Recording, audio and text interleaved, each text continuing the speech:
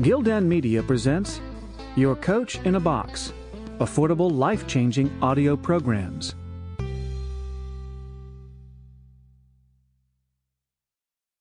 How to Attract Good Luck by A.H.Z. Carr. Abridged and introduced by Mitch Horowitz for the Condensed Classics Library. Narrated by Mitch Horowitz.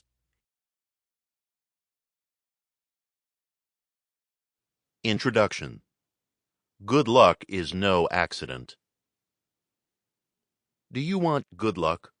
Of course you do. We all depend to one degree or another on fortuitous opportunities to put our skills to use, to meet people who provide vital openings for us, and to discover information that makes a crucial difference in our lives. You are about to experience a condensation of one of the most intriguing and little-known books in the self-help tradition, How to Attract Good Luck. The book offers a straightforward and ethical recipe for cultivating your ability to identify and prepare for those crucial moments where life's currents lift you, or at least help you along. The title, How to Attract Good Luck, may sound like it belongs to a gambling guide, but this book is the furthest thing from it. Economist, journalist, and diplomat A.H.Z. Carr wrote How to Attract Good Luck in 1952. Carr had served as an economic advisor in the presidential administrations of Franklin Roosevelt and Harry Truman, and spent time on economic and diplomatic missions in Europe and the Far East.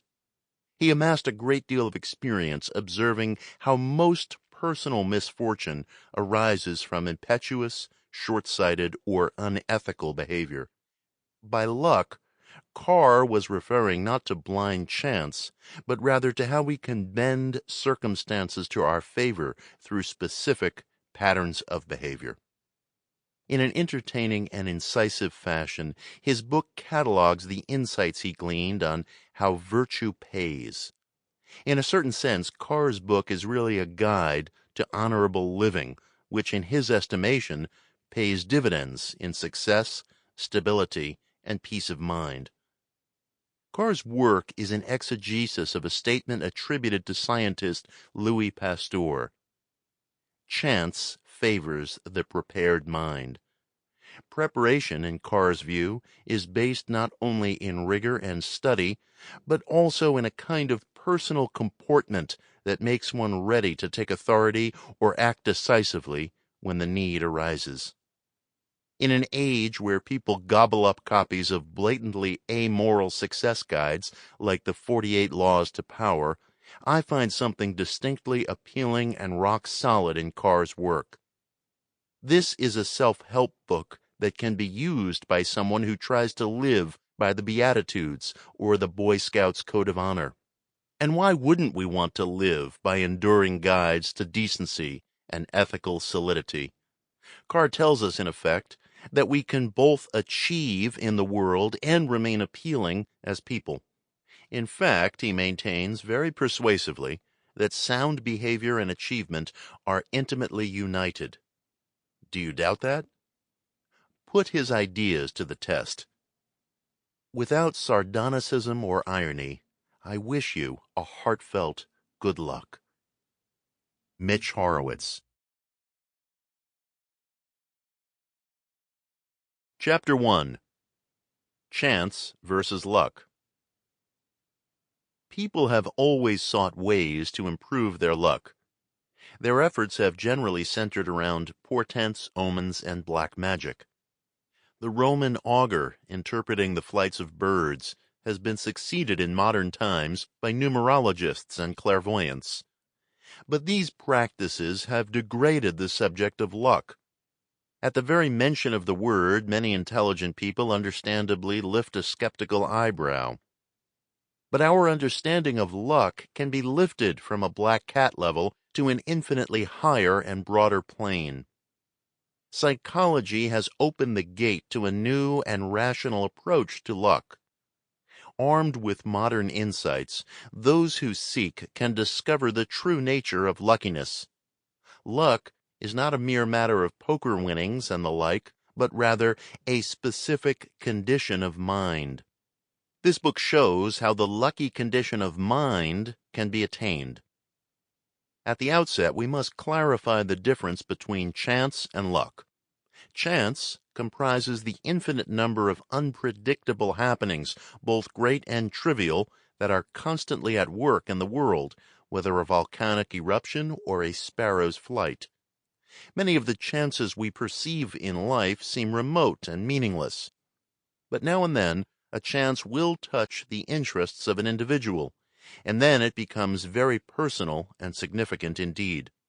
For as soon as human emotions are affected by a chance, it has been transformed into luck. Luck, then, is the effect of chance on our lives. But, and this is of vital importance, chance is not the only element in luck. Another factor is involved: ourselves. For it is our response to chance that provides the counterpoint in the harmony of events that we call luck. Whether and how a chance affects us is determined largely by our own attitude and behavior. Chance and response between them provide the warp and woof of existence and the pattern of every life. The central theme of this book is: we can improve our luck by making ourselves readier for the chances of life as they come to us. Shakespeare put it this way: "If it be not now, yet it will come. The readiness is all." These words have profound meaning, for the vigor of effort that we make to be ready for luck may well be the deciding factor between a lucky and unlucky life. It lies within our power to influence not chance, but our relation to chance, and in that sense none of us can escape a measure of responsibility for his own luck. Chapter 2. How Zest Exposes Us to Luck. Good luck usually strikes into the world of men with the suddenness of lightning. How can we attract this beneficent lightning in our lives? Over many years, hundreds of people have told me their stories of good luck. More than half of them had one thing in common. The lucky episode began for the person concerned at a time when he was exposed to others, when someone else unexpectedly said something important to him. Most of our good luck, the beneficial effect of chance upon our lives, comes to us through other people. To expose ourselves to luck, then, means in essence to come into healthy human relationships with more people. The more luck lines a person throws out, the more luck he is likely to find. A high proportion of lucky chances comes to us through strangers or people we know only slightly. This is not really surprising. Most of our well-worn contacts rarely offer us a new perspective or a new piece of important information. But displaying unexpected friendliness toward people we do not know is the secret of much of the luck of life. Ancient myths and parables repeatedly tell of rewards heaped upon someone who is kind to a traveling stranger, only to discover that the seeming stranger is a god or angel. Of course, not every stranger merits our trust. We must guard against the aggressive boor, the gossip, or the ruthless peddler. But do not allow fear or indifference to block you off to the potential luck of the stranger. In enabling us to throw out luck lines to strangers and old acquaintances alike, one quality has almost magical power: the quality of zest. Philosopher Bertrand Russell has called zest the most universal and distinctive mark of happy men. Zest is also the mark of most lucky men, a quality which, in the struggle of life, often overshadows and outweighs serious character flaws and limitations of mind. Never confuse zest with greed or gluttony. Zest means to take an explorer's interest in the world. The zestful person, upon meeting others, is curious not what they may think of him, how much money they make, or what they can do for him. Rather, he wants to discover their personalities and ways of life. He is capable of sincere enthusiasm, praise, and appreciation. The zestful person may feel angered or disquieted by events, but he loves life in all its follies. We need zest to counteract feelings of anxiety, which lay waste to human relationships. Experimentation of almost any kind leads to zest. So does the discovery of a meaningful avocation or hobby, any well-defined core activity that stimulates thought and beckons new skill. Frequently, the things we read with zest are coupled directly with strokes of luck. Even a sentence or two found by chance can set off a train of lucky events. This is why books have a special place in luck development. The effort of attention needed to read a book, and especially a book with serious content, impresses it strongly on the memory so that its ideas can be readily evoked by passing chance and brought into lucky use. Chapter 3. How Generosity Invites Luck. Some people put out luck lines that get them nowhere. Things may start out all right, but they find that instead of good luck, they have been tempting misfortune. Sometimes we reach out to people, but our unchecked ego gets in our way. Probably no human frailty is more likely to bring bad luck than an exaggerated need for appreciation. This unhappy state of mind, which usually grows out of a rooted feeling of insecurity, drives its victim to advertise his importance and demand that the busy world pay attention to him. The egotist tends to be inattentive when others are talking. He causes acquaintances to take a passive position in conversation and to therefore withhold valuable information and ideas. Even more serious, such a person tends to brag and boast, if sometimes in subtle and indirect ways. The chronic egotist is always a candidate for bad luck. But the strong characteristic opposite to egotism, generosity of spirit, consistently acts as a magnet for favorable chances. Not that we're speaking of uncalculated generosity. A distinction should also be drawn between genuine generosity and the compulsive and almost frantic displays of giving which some neurotic people make. The luck that comes to us as a result of true generosity seldom takes the form of spectacular, immediate blessings out of the blue. The real reward of the generous is invisible and secret. It lies partly in their own psychological health and partly in the hearts of others, in the reservoir of goodwill they build up. The generous person creates an unsuspected potential of good luck that needs only a touch from chance to burst all at once into happy reality. In luck development, we need to keep in mind this seemingly obvious yet easily neglected fact. In order to have real friends, a man must be capable of being one. We can, for example, try a little harder to understand the problems of a friend and give him such assistance as we're able without seeking return. When a friend is suffering, we can suppress remarks that would only add to his pain. Likewise, when a friend is fortunate, we can fight down our envy and try to enter his gladness. The key point is that every act of true friendship and generosity is proof of a rising luck potential within us. Chapter 4. Turning Points. It is actually possible to anticipate favorable chances. Chance, which produces the effects in our lives that we call luck, has its own way of behaving. We need to become aware of two marked tendencies in the fall of chance: rhythm and interconnection. Chance follows the same rhythm of nature. It is not an even, unbroken rhythm. We can learn to expect the alternation of runs of chance.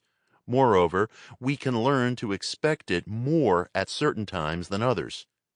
The runs of chance in life are normally short, After similar chances have appeared in succession several times, we have every reason to expect a change. This calls for expectancy and alertness. As the rhythm of chance often points to the turning points of life, so does the characteristic that I have called interconnection. From time to time, two or more interlocking chances in close succession touch almost every life, and it is at these points where luck reveals its power most dramatically. At such times, by alertness, we can often pyramid our luck, using the luck of the first chance as a stepping stone to the greater luck of the others.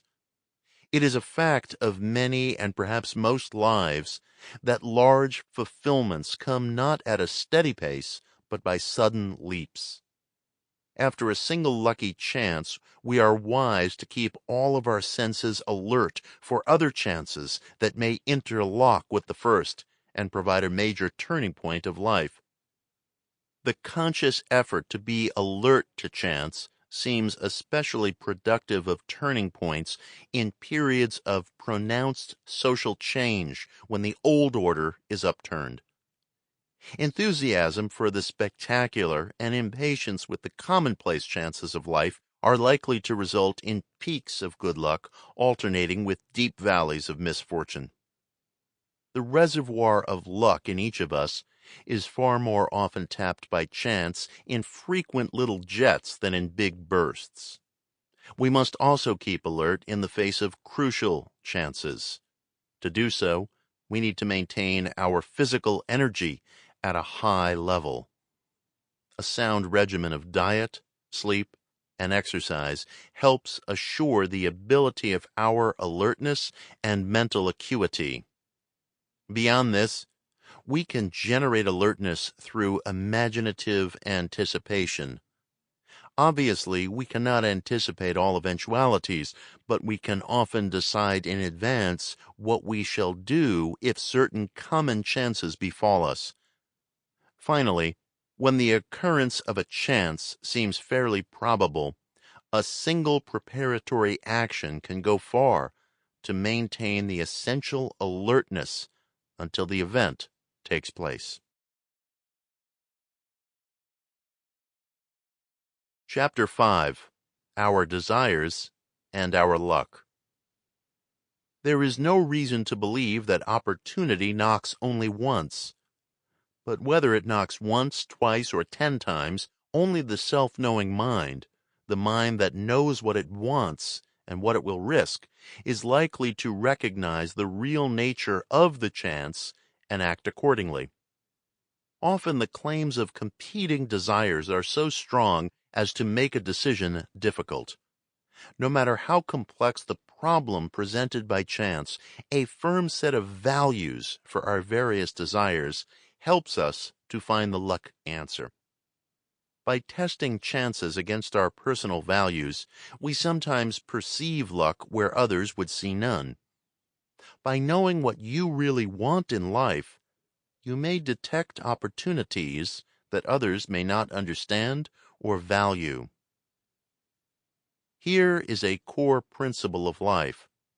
The person who knows the relative importance for himself of conflicting desires is best prepared to recognize the favorable chance as it passes and to transform it into luck.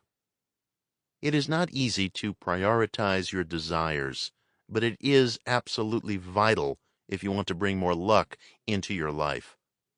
Fortunately, modern psychology has greatly clarified this problem. It tells us that a person's desires are not fixed and rigid. Rather, they are malleable, ever-changing, and evolving in us from cradle to grave. As adults, we have 10 basic, universal desires.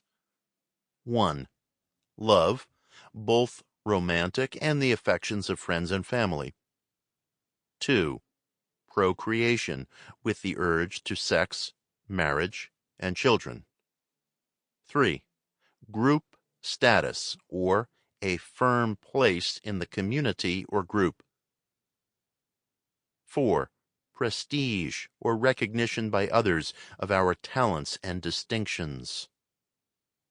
5. Economic security and a satisfying standard of living. 6.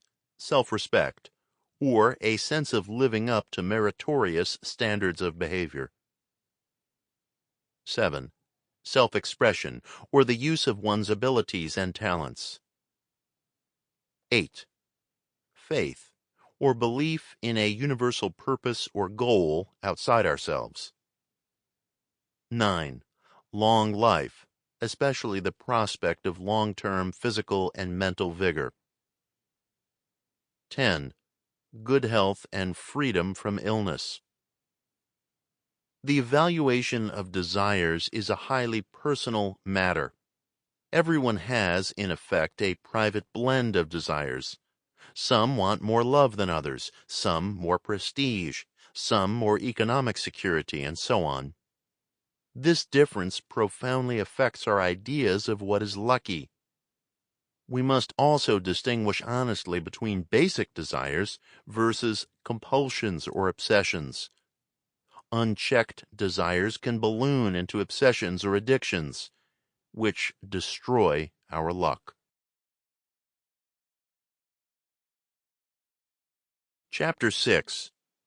Our Abilities and Our Luck. One of the major elements in appraising the luck content of a chance can be expressed in the question, does it accord with my abilities? Unless our estimate of our abilities is realistic, we can be tempted by chance into foolhardy and disastrous ventures. Part of the basic formula for a lucky life is, make the most of what you are and do not try to be more than you can be. The man who tries to live beyond his capacities, physically, psychologically, or economically, invites misfortune. The more that you know about the requirements and hazards of a given chance, the more likely you are to find good luck in it and avoid bad luck if you have a realistic understanding of your own abilities and limitations. Nothing is more promising of good luck than the chance that accords with desire and ability. Nothing is more dangerous than chance that appeals to desire but is not backed up by requisite ability. So long as your judgment is mature and sound, there is a role for inner conviction in assessing one's abilities. When internal conviction asserts itself with sufficient power, it can often bring luck in spite of the most adverse judgments.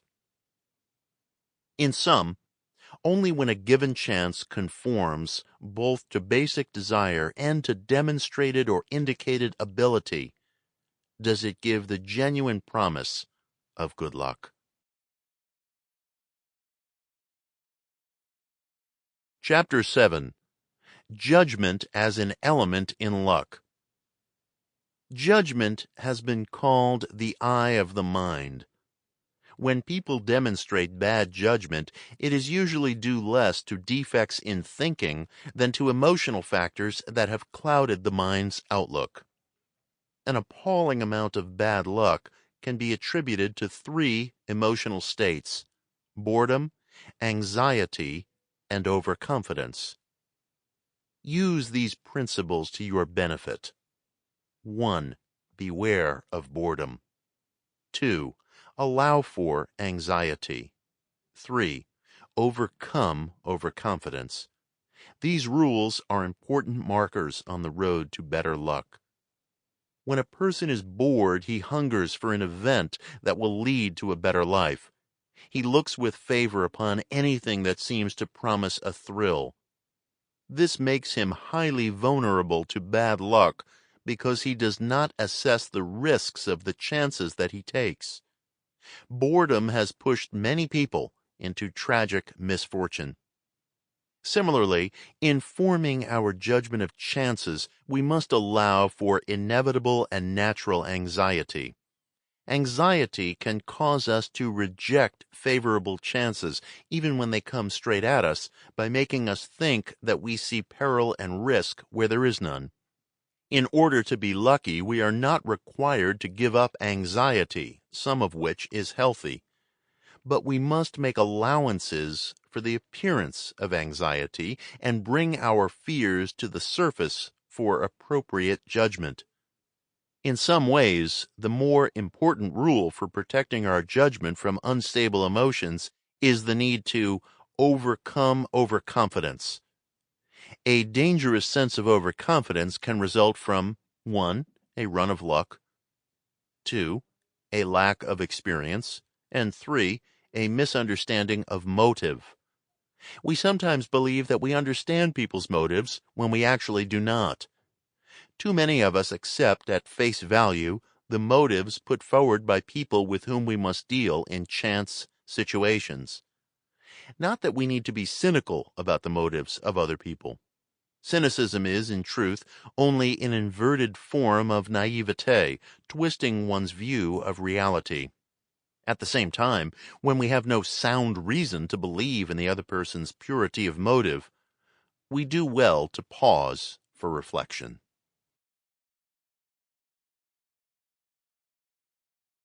Chapter 8. Safeguarding Luck with Self-Respect.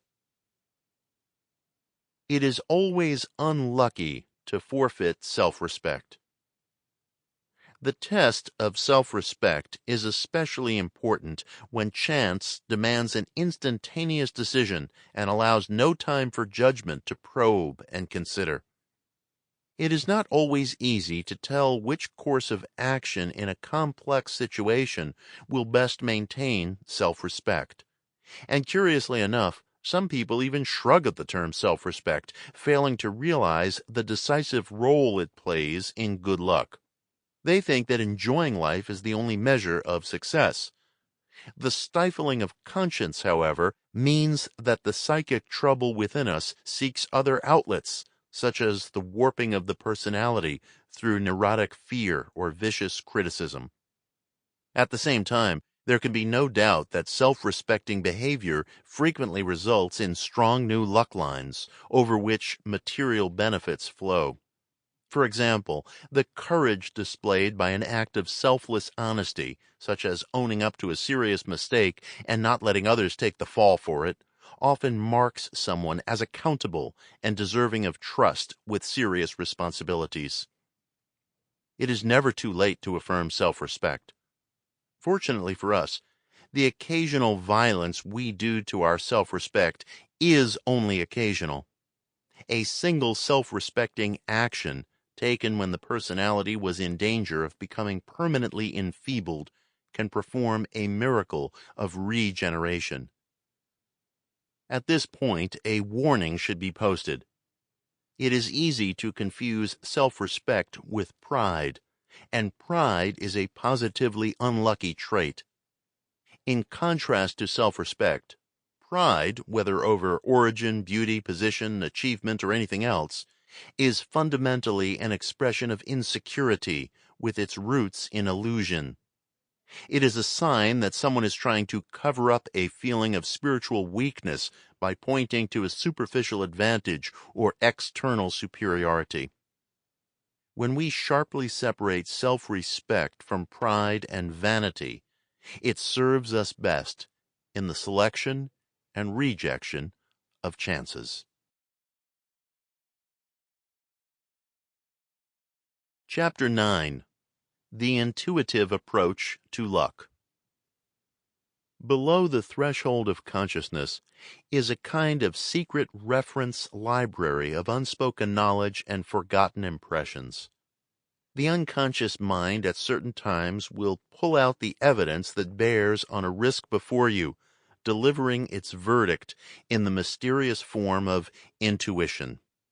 Our intuitive judgments of others may sometimes arise from unconscious impressions of previous experiences with people of similar characteristics. The wife of a friend once cautioned her husband to avoid Jim, a new acquaintance at work. The friend later told me, "Jim was a good fellow, but I felt highly competitive toward him. He brought out the worst in me." The wife had demonstrated sound intuition.